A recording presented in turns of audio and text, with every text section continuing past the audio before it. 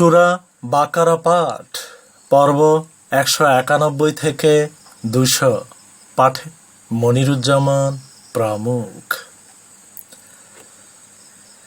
আর তাদেরকে হত্যা করো যেখানে পাও সেখানেই, এবং তাদেরকে বের করে দাও সেখান থেকে যেখান থেকে তারা বের করেছে তোমাদেরকে।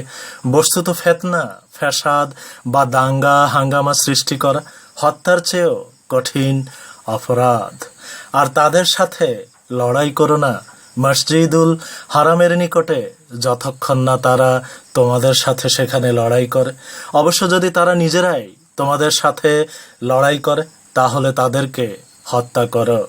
এই হলো কাফেরদের শাস্তি। আর তারা যদি বিরত থাকে তাহলে আল্লাহ অত্যন্ত দয়ালু। আর তোমরা তাদের সাথে লড়াই করো যে পর্যন্ত না ফিতনার অবসান হয় এবং আল্লাহর দ্বীন প্রতিষ্ঠিত হয়। অতঃপর যদি তারা নিবৃত হয়ে যায় তাহলে কারো প্রতি কোনো জবরদস্তি নেই, কিন্তু যারা জালেম তাদের ব্যাপারে আলাদা।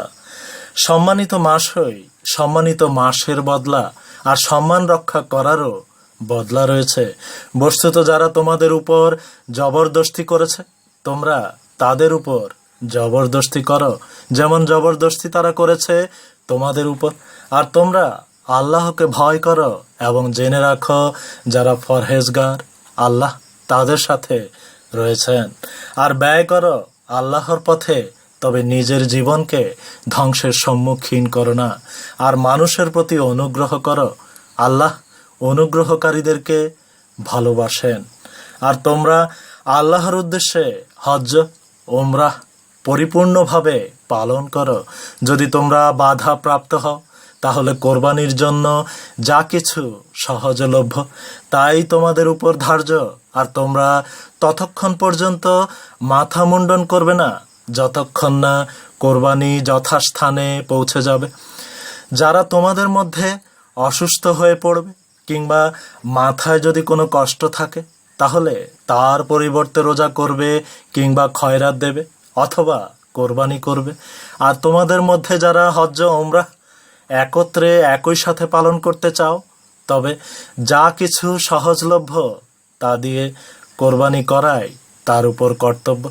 বস্তুত যারা কোরবানির পশু পাবে না তারা হজ্জের দিনগুলোর মধ্যে রোজা রাখবে 3টি, আর 7টি রোজা রাখবে ফিরে যাবার পর। এভাবে 10টি রোজা পূর্ণ হয়ে যাবে। এ নির্দেশটি তাদের জন্য যাদের পরিবার পরিজন মসজিদুল হারামের আশেপাশে বসবাস করে না। আর আল্লাহকে ভয় করতে থাকো সন্দেহাতীতভাবে, যেন যে আল্লাহর আযাব বড়ই কঠিন। হজ্জে কয়েকটি মাস আছে সুবিদিত। এসব মাসে যে লোক হজ্জের পরিপূর্ণ নিয়ত করবে তার পক্ষে স্ত্রীর সাথে নিরাভরণ হওয়া জায়েজ নয়, না অশোভন কোনো কাজ করা, না ঝগড়া বিবাদ করা হজ্জের সেই সময় জায়েজ নয়। আর তোমরা যা কিছু সৎ কাজ করো আল্লাহ তো তা জানেন। আর তোমরা পাথেয় সাথে নিয়ে নাও, নিঃসন্দেহে সর্বোত্তম পাথেয় হচ্ছে আল্লাহর ভয়। আর আমাকে ভয় করতে থাকো হে বুদ্ধিমানগণ। তোমাদের উপর তোমাদের পালনকর্তার অনুগ্রহ অন্বেষণ করায় কোনো পাপ নেই। তোমাদের উপর তোমাদের পালনকর্তার অনুগ্রহ অন্বেষণ করায় কোনো পাপ নেই। অতঃপর যখন তওয়াফের জন্য ফিরে আসবে আরাফাত থেকে, তখন মাশআরে হারামের নিকটে আল্লাহকে স্মরণ করো। আর তাকে স্মরণ করো তেমনি করে যেমন তোমাদিগকে হেদায়েত করা হয়েছে। আর নিশ্চয় ইতিপূর্বে তোমরা ছিলে অজ্ঞ।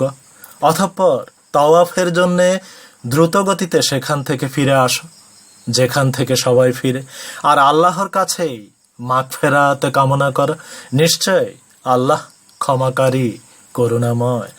আর অতঃপর যখন হজ্জের যাবতীয় অনুষ্ঠানে ক্রিয়াদি সমাপ্ত করে সারবে তখন স্মরণ করবে আল্লাহকে যেমন করে তোমরা স্মরণ করতে নিজেদের বাপ দাদাদেরকে, বরং তারও চেয়ে বেশি স্মরণ করবে।